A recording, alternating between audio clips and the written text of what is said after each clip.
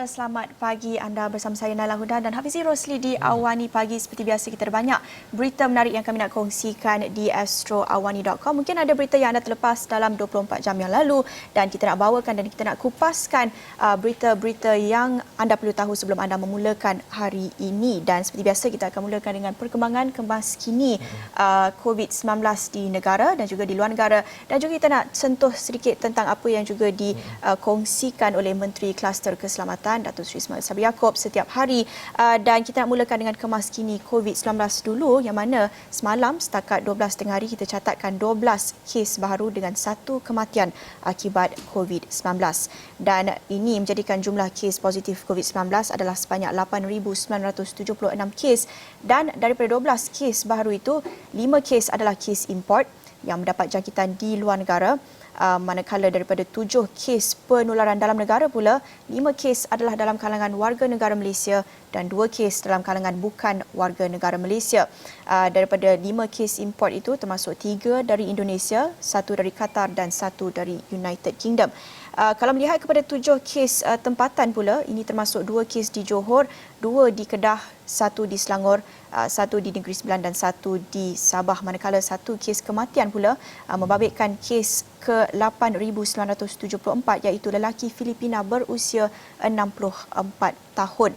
Dan ini menjadikan jumlah kumulatif kes kematian COVID-19 di negara adalah sebanyak 125 kes, iaitu kadarnya adalah 1.39% daripada jumlah keseluruhan kes, dan sehingga kini terdapat 3 kes positif COVID-19 sedang dirawat di unit rawatan rapi ICU. Jadi kita lihat masih ada lagi kes-kes positif COVID-19 yang direkodkan, iaitu penularan tempatan. Itu yang paling membimbangkan, dan juga dalam masa yang sama kita juga kena lihat kepada kes-kes ataupun jumlah kes yang sedang menerima rawatan, itu yang menentukan keluk jangkitan COVID-19 dalam negara kita. Dan bercakap mengenai kes penularan tempatan ini, dan beberapa minggu yang lalu kita menyaksikan terdapatnya beberapa kluster yang dikenal pasti oleh KKM, dan antara kluster yang baru dikenal pasti dan ini merupakan kluster Siva Gangga, di mana dalam kluster ini 8 lagi kes positif telah pun dikesan, dan ini menurut Ketua Pengarah Kesihatan Datuk Dr. Nur Hisham Abdullah yang mengatakan sebanyak 262 orang membabitkan kluster Siva Gangga telah pun disaring dan 8 dikesan positif COVID-19, manakala 251 kes negatif dan 3 lagi menunggu keputusan. Dan katanya daripada 8 kes positif, 5 orang adalah bukan warga negara Malaysia, dan aktiviti pengesanan kontak rapat secara aktif adalah masih diteruskan. Dan kalau kita dapat saksikan pada Selasa lalu, Dr. Nur Hisham Abdullah juga memaklumkan wujud kluster Siva Gangga di Kedah yang membabitkan pemilik kedai makan, seorang ahli keluarganya dan 4 pekerja di kedai itu. Dan susulan itu, Menteri Besar Kedah Muhammad Sanusi telah pun membuat pemantauan terhadap pematuhan prosedur operasi standard SOP untuk mencegah COVID-19 yang bertingkatkan di seluruh negeri, khususnya di Kubang Pasu yang menjadi lokasi kluster berkenaan. Dan itu bercakap mengenai kluster Siva Gangga. Dan sebelum ini juga kita telah pun dipaparkan dengan berita-berita dan juga laporan mengenai ada pelajar-pelajar sekolah yang telah pun dijangkiti COVID-19 di Sabah sebagai contohnya. Dan kata Datuk Dr. Nur Hisham Abdullah juga mungkin tiada keperluan untuk kita menutup sekolah dan sebagainya, namun langkah-langkah proaktif telah pun diambil dari segi pembersihan, dari segi kuarantin bagi mereka yang mempunyai kontak rapat dengan pelajar-pelajar itu. Jadi tidak memerlukan untuk menutup sekolah dan sebagainya lah. Dan hari ini juga jangan kita lupa adalah 1 Ogos, iaitu permulaan peraturan baru, iaitu kita sekarang diwajibkan memakai pelitup muka di tempat awam. Itu antara langkah terbaru kerajaan untuk lebih menguatkuasakan perintah yang mungkin lebih ketat terhadap SOP-SOP yang perlu kita amal supaya keluk jangkitan COVID-19 itu dapat kita ratakan. Dan itu juga menjadi satu isu ataupun banyak diberikan perhatian ataupun tumpuan orang orang ramai kerana melihat kepada pelaksanaan ataupun penguatkuasaan peraturan ini, bagaimana agaknya tahap pemantauan pihak berkuasa, sama ada apa yang telah pun diumumkan kerajaan sebelum ini seperti amaran ataupun denda yang akan dikenakan kepada mereka yang ingkar ataupun gagal mengikuti perintah tersebut, sama ada ini akan dikuatkuasakan secara betul-betul ketat atau tidak. Kita akan saksikan pada hari pertama penguatkuasaan perintah ini. Dalam masa yang sama, mendular juga di media sosial tentang bagaimana pemimpin-pemimpin ataupun sebelum ini ada laporan mengenai VIP pada kemuncak gelombang pertama COVID-19 di negara kita, bagaimana ada laporan VIP yang gagal mengikuti perintah kawalan pergerakan PKP sebelum ini. Jadi kita harap dengan penguatkuasaan peraturan baharu ini kita dapat lihat bukan saja masyarakat Malaysia secara umum, tetapi terutamanya kita lihat contoh yang dapat ditunjukkan, teladan yang ditunjukkan daripada pemimpin dan juga VIP-VIP itu. Kita semua, setiap lapisan masyarakat dapat mengikuti SOP baharu ini, kelaziman baharu supaya kita sama-sama dapat meratakan keluk jangkitan COVID-19.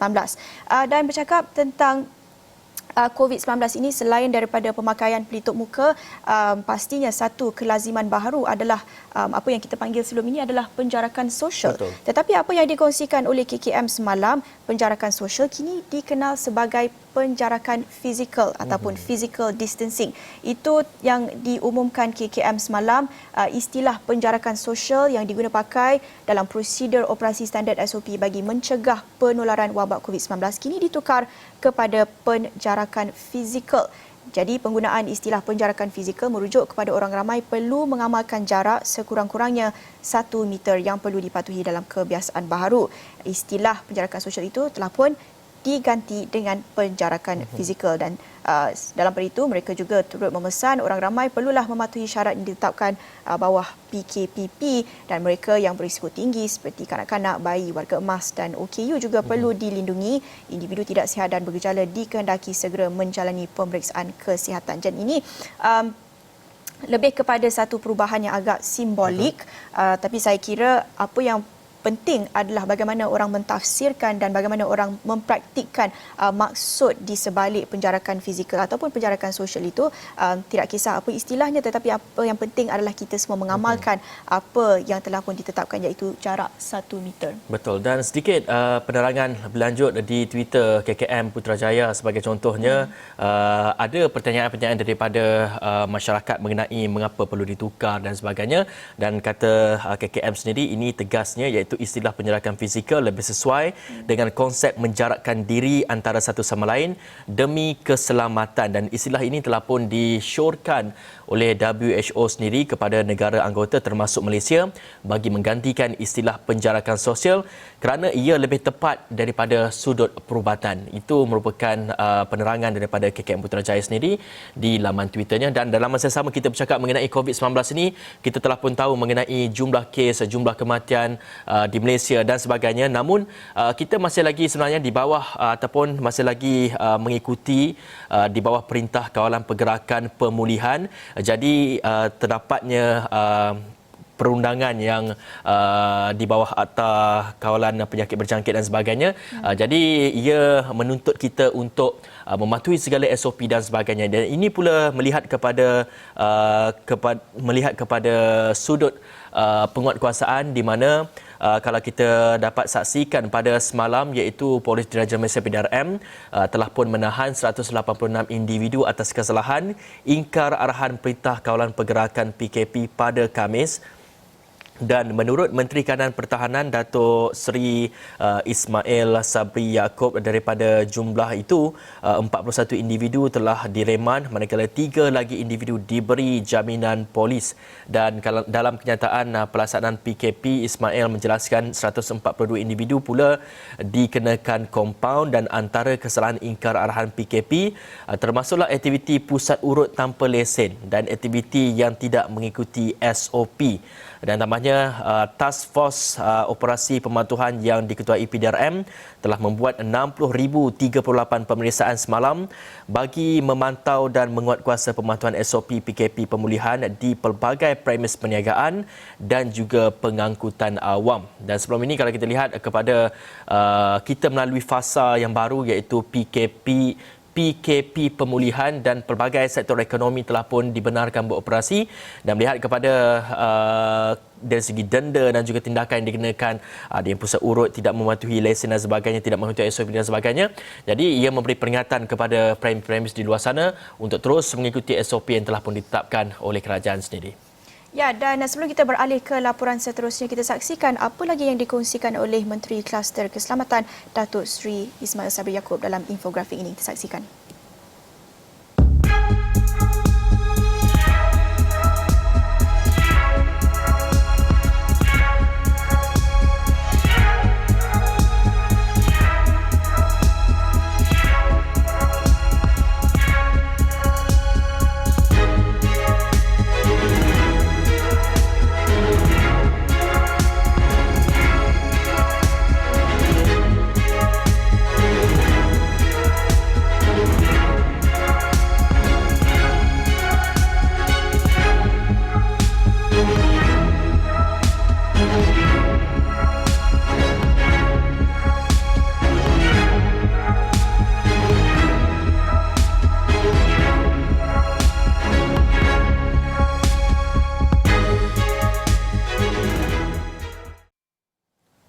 Baik, semalam kita meraihkan sambutan Hari Raya Aidiladha. Kita menjalankan ibadah korban itu dengan cara yang cukup berbeza, betul, konteks yang cukup berbeza melihat kepada pandemik COVID-19, bukan saja di Malaysia tetapi di seluruh dunia. Kita menyaksikan bagaimana di Tanah Suci pun SOP-nya cukup ketat dan situasinya sangat berbeza berbanding dengan tahun-tahun sebelum ini. Dan kalau kita ingin lihat semula, kita ingin recap semula, ini merupakan antara perkembangan-perkembangan ataupun antara SOP yang perlu dipatuhi oleh orang ramai untuk menyambut Hari Raya Aidiladha, dan di mana Perdana Menteri telah pun menjelaskan mengenai dari segi kapasiti mereka untuk datang ke rumah pada satu masa dihadkan kepada 20 orang, dan juga dari segi SOP untuk upacara korban itu sendiri, dan di mana kerajaan telah pun menghadkan jumlah yang hadir di tempat penyembelihan tidak melebihi 20 orang bagi seekor lembu, tidak dibenarkan mengadakan kenduri di tempat ibadah korban dijalankan, dan selepas selesai memotong dan juga membahagikan daging korban segera pulang ke rumah masing-masing. Pastikan jumlah sanak saudara yang berziarah ke rumah tidak melebihi 20 orang pada satu masa, dan itu merupakan SOP-SOP yang saya percaya setiap bagi mereka umat Islam yang merayakan perayaan Hari Raya Aidiladha ini mengikuti segala SOP yang telah pun ditetapkan, dan juga terdapatnya penegasan dari segi untuk menjaga penjarakan sosial, pastikan jarak yang selamat di masjid apabila menunaikan solat sunat Aidiladha. Itu merupakan antara SOP-SOP yang telah pun ditetapkan, dan saya kira semua rakyat Malaysia ataupun semua umat Islam di negara ini telah pun mematuhi segala peraturan itu. Dan kita juga ingin melihat kepada perayaan Hari Raya Aidiladha di seluruh negara, dan di mana kalau kita dapat saksikan sambutan Hari Raya Aidiladha dan juga ibadah korban tahun ini cukup berbeza apa yang Nala katakan sebentar tadi. Ya. Dan seiring amalan norma baru, jawatankuasa masjid ataupun surau serta pihak berkuasa saling bekerjasama dalam memastikan garis panduan ini dapat dipatuhi. Dan Astro Awani juga meninjau sambutan Aidiladha di beberapa negeri. Kita saksikan sedikit rangkuman di beberapa negeri ini. Ibadah dan aktiviti sembelihan korban yang dilaksanakan dalam norma baharu di Kelantan dipraktikkan dengan baik dan lancar. Kemeriahan tetap dirasai walaupun tiada kenduri dan jamuan makan sepanjang aktiviti melapah yang menjadi kelaziman di Kelantan. Kalau kira tu adalah sedikit kekangan, tapi Alhamdulillah dari segi penjarakan ni kita insyaAllah mula terdidik dalam suasana penjarakan. Kalau kita kira secara umumnya tidaklah mendatangkan masalah. Jadi boleh diikuti semua lah. Boleh insya-Allah. Jadi hari ini daging-daging ini akan diagihkan kepada mana? Hari ini kita akan agihkan daging ini kepada masakin, iaitu orang-orang miskin yang telah ada senara separuhnya dengan kita, dan ada yang walk-in. Kalau kiranya Masjid Muhammad ini acara tahunan lah untuk sembelihan lembu korban setiap tahun. Acara korban di Masjid Muhammadi merupakan acara tahunan yang kebiasaannya menyaksikan jumlah ternakan korban yang disembelih melebihi 20 ekor, namun hanya 10 ekor untuk sambutan Aidiladha tahun ini. Di Masjid Jami' Medan Kelebang Restu Ipoh, Pematuhan SOP berjalan lancar dengan ahli jawatankuasa mengagihkan nombor giliran sebelum jemaah masuk ke dalam masjid. Masjid ini turut memilih menjalankan ibadah korban pada sebelah petang selepas menunaikan solat Jumaat, memandangkan pihak masjid tidak mempunyai bilangan petugas yang mencukupi. Untuk ibadah korban, kita mengikuti semua sekali kata boleh buat setiap hari pertama, kedua dan ketiga seterusnya hingga hari ke-akhir, hari tasik 13. Cuma kita disarankan pada hari Jumaat ini, kalau boleh kita tak galakkan untuk buat pada hari Jumaat. Memandangkan kalau kita buat pada pagi ini, kita mungkin selesai solat 9.30 pagi, balik rumah pukul 10. Kita hanya mempunyai masa lebih kurang 2 jam setengah untuk menyiapkan proses korban. Sementara itu di Melaka, pihak Jabatan Agama Islam Negeri terpaksa bertegas untuk tidak membenarkan warga asing dan kanak-kanak berumur bawah 12 tahun menunaikan solat sunat Aidiladha di masjid.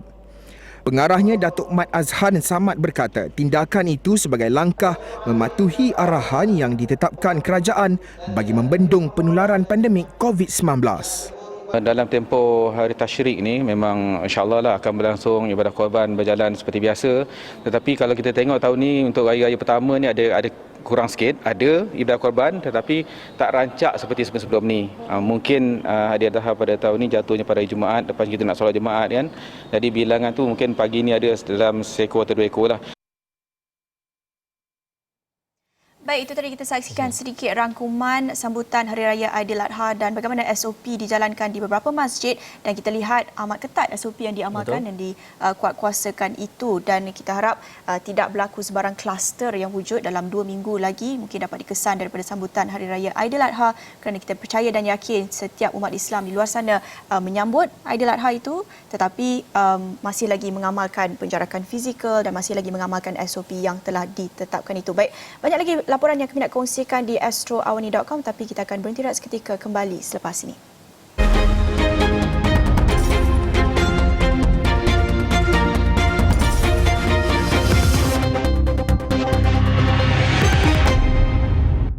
Bertemu kembali di Awani Pagi. Tadi kami kongsikan kemaskini COVID-19 dalam negara dan bagaimana langkah seterusnya kita melihat kepada pembukaan sempadan, tetapi itu masih lagi dikhawatiri beberapa pihak, terutamanya WHO juga. Mereka kata itu satu langkah yang amat besar melihat kepada situasi COVID-19 yang sangat berbeza dari negara ke negara. Dan selain daripada penutupan sempadan, ini satu lagi impak yang kami dapat saksikan, iaitu mungkin akan memberi kesan yang amat besar terutamanya kepada pengusaha-pengusaha tempatan kita apabila Pos Malaysia umum akan menggantung sementara mail bungkusan antarabangsa dan EMS atau Express Mail Service ke semua destinasi antarabangsa kecuali Singapura mulai 3 Ogos ini sehingga diberitahu kelak until further notice. Dalam satu kenyataan, Pos Malaysia memaklumkan langkah berkenaan diambil disebabkan impak COVID-19 yang mengakibatkan tahap sekatan yang berbeza di negara-negara destinasi terhadap penerbangan, penutupan lapangan terbang dan juga perkhidmatan rentas sempadan. Dan selain daripada perbezaan tahap sekatan itu, apa yang juga menyukarkan ataupun merumitkan proses ini adalah apabila sekatan itu juga berubah dengan amat pantas ya, dari semasa ke semasa. Mungkin setiap minggu ada saja perubahan. Contohnya kita lihat di United Kingdom, notis yang mereka diberi hanya 1 hari ataupun 2 hari sebelum apa-apa sekatan yang mereka laksanakan itu. Di Eropah juga, di Amerika Syarikat sentiasa berubah.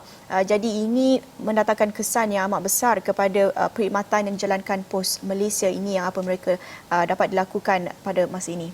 Dan saya kira kesan daripada penggantungan sementara mail bungkusan antarabangsa ini sedikit sebanyak dapat menjejaskan pengusaha-pengusaha tempatan, terutamanya pengusaha yang mengusahakan perniagaan mereka di dalam talian yang ingin mengeksport barangan mereka ke luar negara, iaitu atas permintaan daripada masyarakat di luar negara itu, sedikit sebanyak akan menjejaskan perusahaan mereka. Dan itu melihat kepada dari segi perniagaan di atas talian dan sebagainya.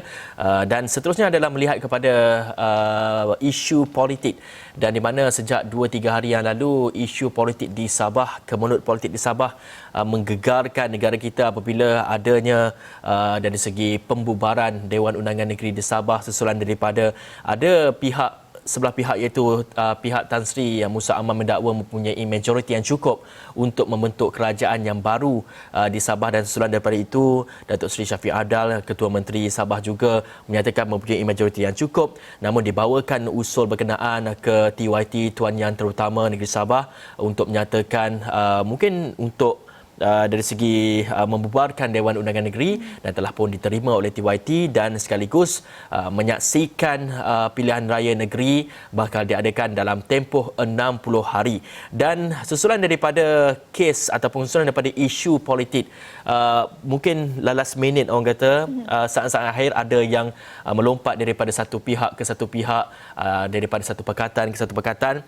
Jadi wujud dakwaan ada yang mengatakan mereka ini telah pun ditawarkan jutaan ringgit dan sebagainya, dan seterusnya membuatkan SPRM untuk menyiasat dakwaan Adun Sabah telah pun ditawar habuan untuk lompat parti, dan di mana Pengarah SPRM Sabah S. Karunaniti berkata bagaimanapun semua adun terbabit enggan membuat sebarang laporan rasmi kerana mendakwa tiada aktiviti rasuah berlaku, dan merujuk kepada beberapa laporan media sebelum ini yang mengatakan dakwaan adun ditawar wang dan jawatan untuk lompat parti, dan pihak SPRM telah pun menghubungi mereka iaitu adun yang terlibat untuk memberikan penjelasan dan sebagainya, dan hasil interaksi tersebut adun dimasukkan enggan membuat laporan rasmi kepada SPRM dengan alasan tiada sebarang transaksi rasuah yang berlaku. Dan jelas beliau bagaimanapun pihaknya tetap akan menjalankan siasatan lanjut berhubung perkara itu. Dan kalau kita dapat saksikan baru-baru ini beberapa adun parti pemerintah negeri mendakwa ditawarkan beberapa ganjaran termasuk jawatan sekiranya mereka bertindak melompat parti menyertai pembangkang di Sabah. Ya, Hafizi, selain daripada isu kemelut politik di Sabah ini yang berlaku hanya beberapa hari lalu, dalam minggu yang sama, rakyat Malaysia dan juga seluruh dunia dapat menyaksikan satu lagi cerita ataupun kes yang menggemparkan negara, iaitu berhubung dengan kes pembacaan keputusan SRC International membabitkan bekas Perdana Menteri Datuk Seri Najib Tun Razak, yang mana susulan itu ada yang mempertikaikan keputusan yang dikeluarkan mahkamah, sehingga ada yang mendakwa bahawa hakim yang mengeluarkan keputusan itu mempunyai kaitan ataupun hubungan persaudaraan bersama dengan Tun Dr. Mahathir Mohamad.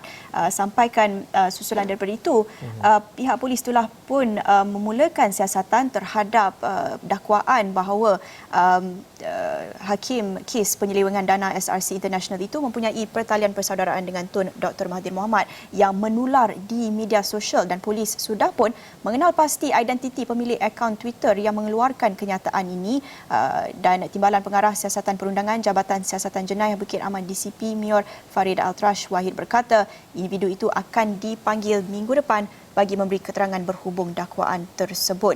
Dan beliau berkata siasatan dijalankan selepas satu laporan polis diterima di Taiping Perak pada Khamis, dan pihaknya telah pun membuka kertas siasatan berhubung kes itu mengikut Akta Hasutan 1948 serta Komunikasi dan Multimedia 1998.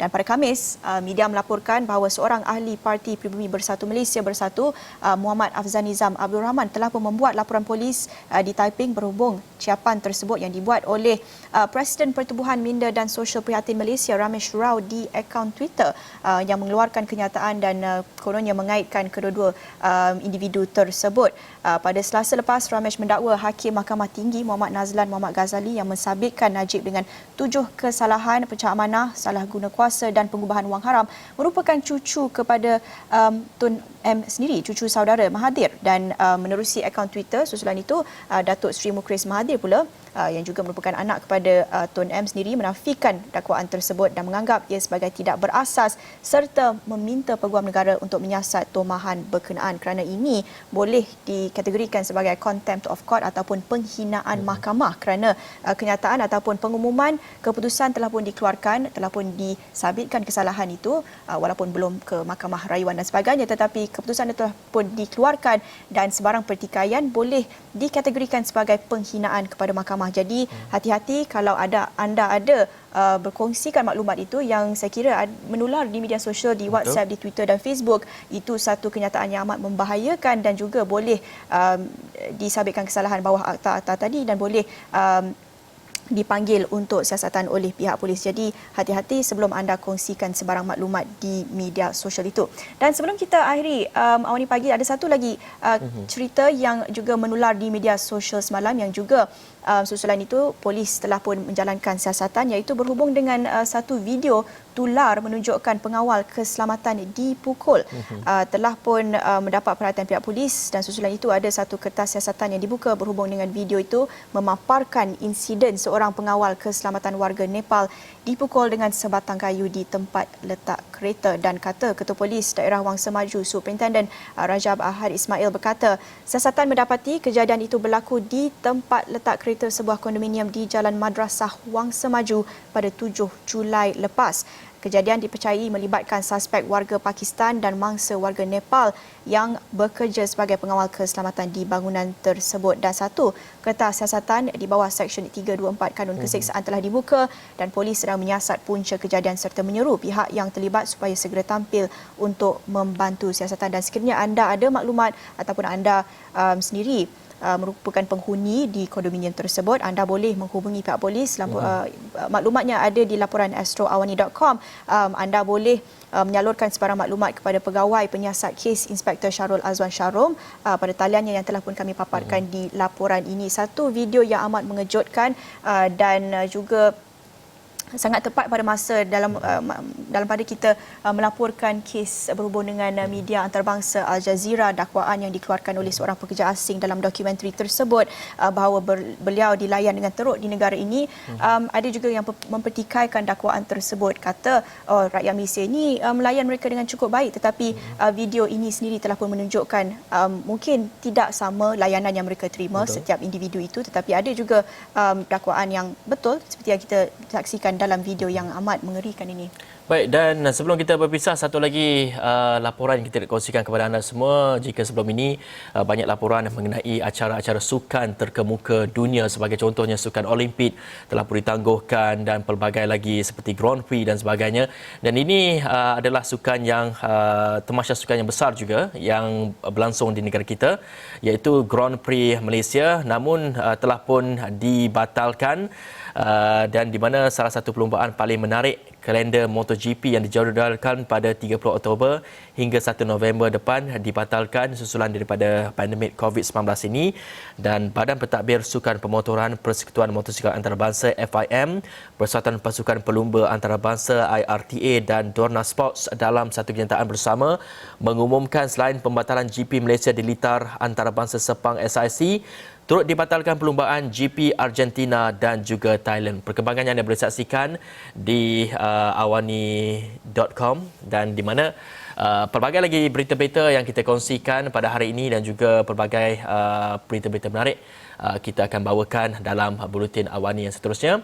Dan untuk itu Awani Pagi 7.30 pagi ini berakhir di sini. Saya Hafiz Rosli dan saya Naila Huda. Salam hormat.